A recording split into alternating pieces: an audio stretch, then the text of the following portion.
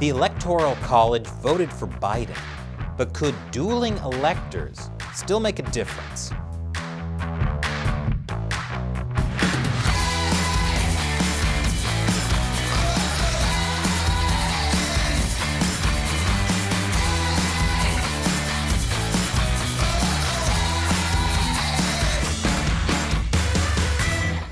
Welcome to America Uncovered. I'm Chris Chappell.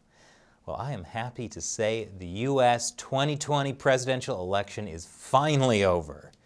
The Electoral College voted Monday, formalizing Joe Biden's victory. Even Senate Majority Leader Mitch McConnell acknowledged Biden's win. Now we can finally put this whole mess behind us, and it's just kidding. The Trump campaign has mounted an unprecedented challenge to the election results, one that might even lead to a Trump victory. It's called Dueling Electors. I'll get to that in a few minutes. But first, I want to talk about last week's challenge to the election by the state of Texas. The Supreme Court threw out the lawsuit contesting election results in 4 battleground states. I was really encouraged by that decision. I admit, after covering Chinese politics for so many years on my other show, China Uncensored, I'd become a bit cynical about how court systems are too political.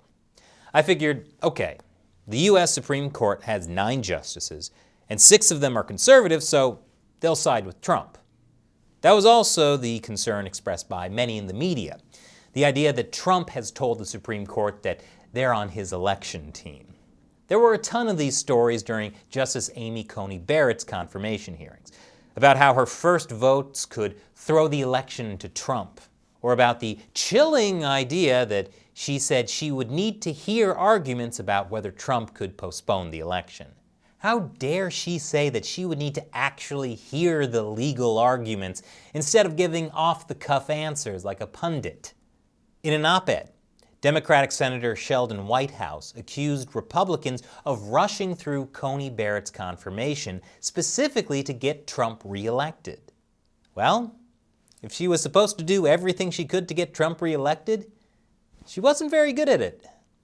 In the end, the U.S. Supreme Court didn't even allow Texas to file the lawsuit because they felt the state of Texas couldn't show that they had an interest in the manner in which another state conducts its elections. And even the 2 justices that thought Texas had the right to file the lawsuit said that they would not have granted the other relief that Texas was looking for. Which means, in the U.S., the Supreme Court is actually independent and tries to follow the Constitution. Regardless of what you believe about voter fraud, I think we can all agree that having a Supreme Court that's above partisan politics is even more important. And that is a win for America.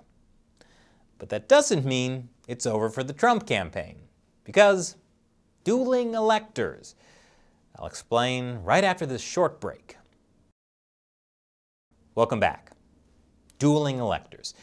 It's the Republican Party's latest challenge to the presidential election. The U.S. president is not chosen by popular vote, it's chosen by the Electoral College. On Monday, 538 electors, divided between the states based mainly on population, voted for the president. Now, the only story being carried in the mainstream media right now is that those electors have all voted and the majority voted for Biden.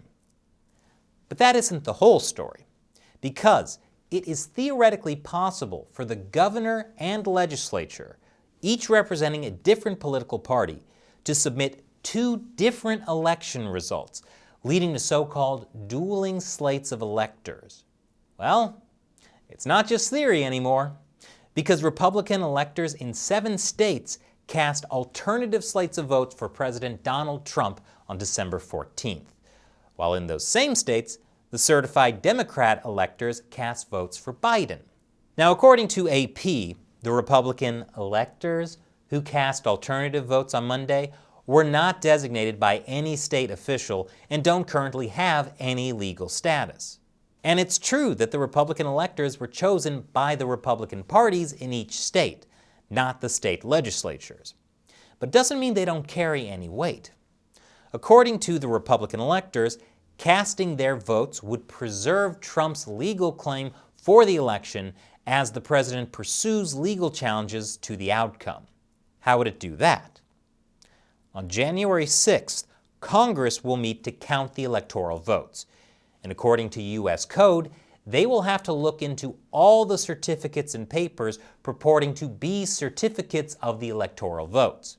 Normally, this is a formality, but the unofficial Republican electors are also sending certificates to Congress. And it's 2020, which means here is where things get crazy. Several Republican members of the House of Representatives have said they will challenge the electoral vote. They'd have to find at least one Republican senator who is also willing to challenge the vote. If they do, one of several things could happen here. One is Pence, as president of the Senate, could throw out both sets of a state's electors. An alternative is the president gets chosen by the House of Representatives and the vice president by the Senate. But before it would come to that, Congress would first have to consider the Trump electors, which Congress may not do at all. If they did, there would be a series of debates and votes to decide which set of electors they go with, the Trump ones or the Biden ones. Approving one or the other requires a majority in both the House and the Senate. So Trump would have to get pretty much all of the Republican senators to support him. That might be tough. Plus, control of the Senate is up in the air. Georgia is having a Senate runoff in January. If Democrats win both seats, that means the Senate will be 50-50. What happens if there's a tie? Well, constitutionally, the one whose job it is to break ties in the Senate is the vice president. But what if Congress doesn't agree on a set of electors? Well, then we're in completely uncharted territory. The Supreme Court may have to intervene. It's also possible the House will end up deciding the president and Senate choosing the vice president. The House vote for president is based on the number of state delegations, and Republicans have the majority of delegations. So as you can see, this is a very long shot for Trump. But it appears to be a path that the Trump campaign is going for. At this point, I think the best solution is just Trump versus Biden Highlander style. There can be only one. Of course, I can also imagine a scenario where we have two presidents at the same time, because part of the country will absolutely refuse to accept the other one. Yes, 2021 is shaping up to be great. I can't wait for Trump to relocate the capital to Mar-a-Lago. However, there is yet another option that I will gladly propose to the American people that will please everyone, for I am kind. The House confirms Biden as president. The Senate approves Trump as vice president. And then we put a bunch of hidden cameras throughout the White House and create the most popular reality TV show of all time. I call it Biden My Time. You're welcome. And there is one more theory going around on conservative websites.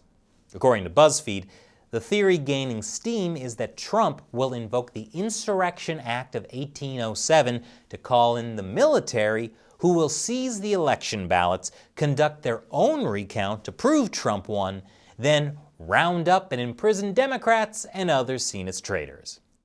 Could that actually happen? Well, fact check this. I'm terrified! The Insurrection Act is something I'm going to have to spend a lot more time researching, but I just wanted to keep you informed of what people are saying, which is why I've been covering election fraud in the first place. Even though the mainstream media has decided this isn't something anyone should talk about, I figured I should probably keep you up to date since, the media is supposed to inform you and not decide for you what you should know. But I guess I'm old-fashioned like that. And yet, not too old-fashioned for stupid reality TV. And stay tuned for our next episode where we look at how ongoing lawsuits and legal challenges are shaping up in several states, because that too is still going on. And I want to thank all of you who've stepped up to support America Uncovered through the crowdfunding website Patreon. Unbiased news is getting harder and harder to find, so for as little as $1 an episode, you can ensure we can keep making America Uncovered despite whatever censorship they throw at us. Visit patreon.com/AmericaUncovered to learn more. Once again, I'm Chris Chappell. Thanks for watching America Uncovered.